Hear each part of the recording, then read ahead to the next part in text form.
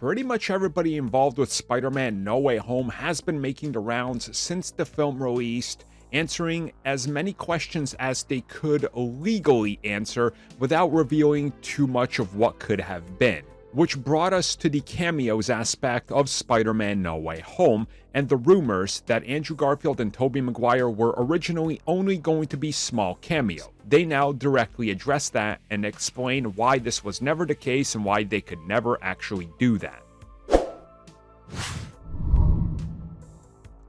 So if you guys remember, way back when Spider-Man No Way Home was announced and we started to hear about the castings, pretty much every major website and scooper out there had some sort of magical info that they were able to get from their sources in regards to Tobey Maguire and Andrew Garfield.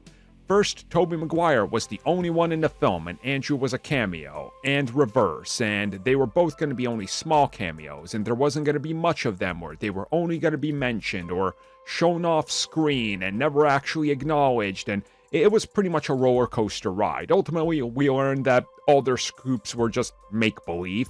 So recently, the writers of Spider-Man No Way Home were asked about all those rumors and about how much of that was true and what were their original plans. Is it true that they originally intended them to just be a small cameo? And what they revealed was no, that was never the intent. They just outright say in a lot of paragraphs and a lot of talking that the intent was never to make them cameos because they couldn't just be small cameos.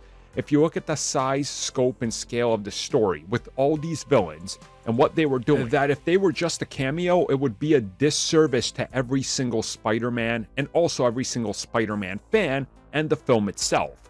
Because what would be the point? The villains are here, Peter asks for help from other Spider-Men, they go, sorry, can't help, and that's it. That's not how it works.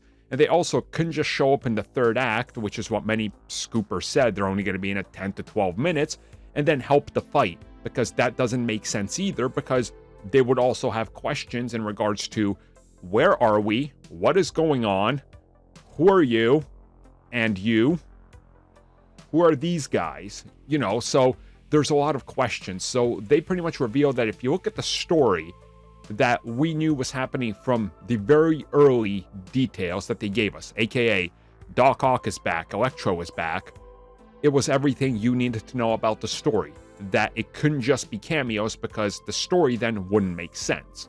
So I think that makes sense, because if the cameos were just that, stupid cameos, well then the story's terrible and the film doesn't work. So what exactly do you have?